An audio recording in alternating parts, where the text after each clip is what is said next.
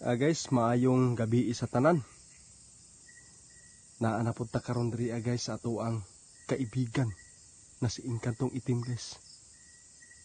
Manghinaot ta guys kung unsa man ang iyang ipaabot sa tua, kung unsa man ang nakita niya diri sa ato ang kalibutan, unasod, bansa. Ang ato lang guys, gusto tang makadungog kung unsa man ang ilahang pagpaabot sa tua, mga babala.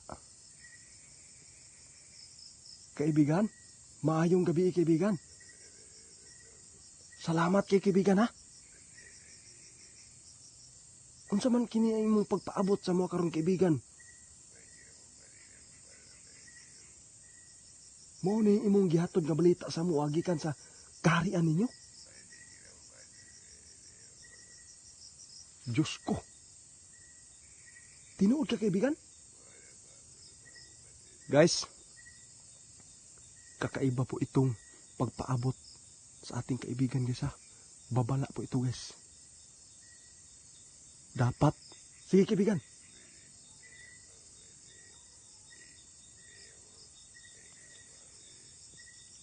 Pastilanan Diyos ko, Ginoo ko. Kakaiba po ito guys. Parang kinakabahan po ako dito guys na pagpaabot po sa inyo.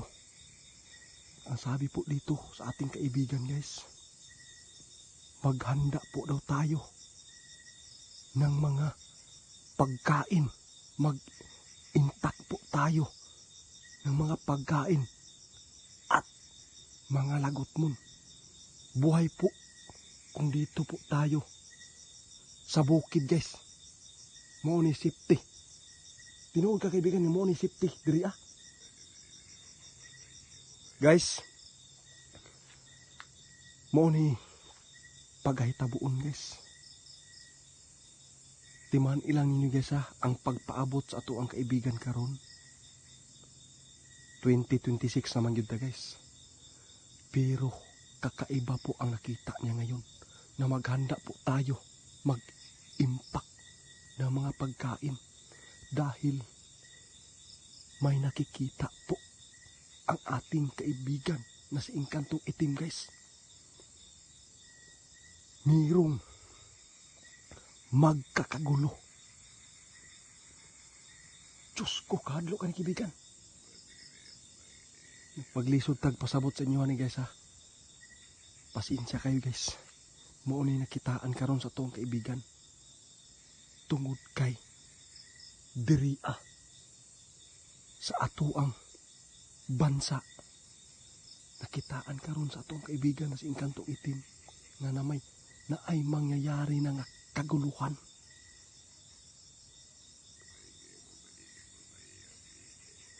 Pastilan. Okay ra daw guys kung pipilara ka lungsod ang madamay nga kaguluhan nga nakita nila. Pero kakaiba po ito guys. Pangdigmaan po ito kaibigan. Damay-damay guys. Maunay nakita nga babala niya karon guys nga mag-impake po daw tayo ngayon ng mga pagkain. Bigas. Unsa pa kaibigan?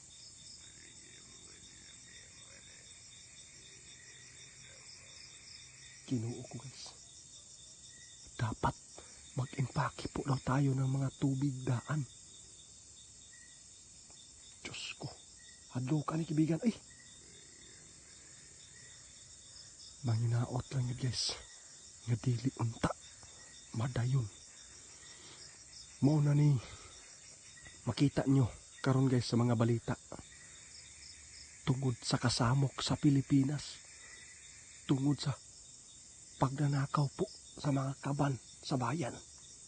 Mao ni sinugdanan kaibigan. Guys, mao ni paghahitabuon guys. Diri magsugod guys. Tungod sa mga grabe guys, di na to istorya kaayo o explain sa inyo guys. Pero masabtan na ninyo guys kung unsa man ang ipasabot sa tuwang kaibigan na si Inkantong Itim guys. Nga naay may tabo nga kaguluhan diri sa atuang bansa.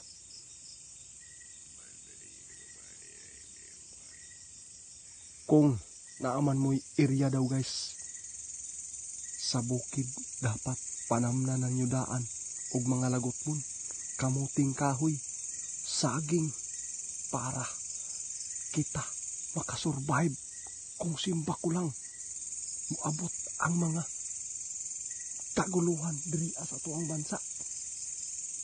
Mao gini mo nakita kang kaibigan. Dili niya maistorya guys ha. Lain paminawon guys kung iistorya niya kung unsang bulana o pitsaha. Tungod kay ang mga tao ana sigurado parang manervyos na guys, ma-stress, kabalaka. Pero mapasalamaton kay ko kaibigan ha, tungod karon palang daan nagpahibalo na ka sa mua na anak kay gipaabot sa mua nga babala. Grabe guys. Tandaan po ninyo guys ang pagpaabot sa ating kaibigan na si Inkantong Itim guys. Mayroong dumating na kaguluhan ng mga pangdigmaan guys. Walay lain guys. Gira ang padulungan ani nga pagpasabot sa ato ang kaibigan. Masabtan ninyo guys tungod sa mga gobyerno natin ngayon dito. Mga magnanakaw po dito sa kaban sa bayan. Grabe, giunay ra nila guys. Ang pinakaluoy ani guys, ang mga pobre. Pero ang dato, nagpakadato, mo ni tinuod. Tama juga kaibigan. Pero salamat kaibigan na, di na ako magdugay diri kaibigan. Gusto na akong ipaabot ni, para po nga makakita ani. Ug ma-share nila ni nga video. Kaibigan,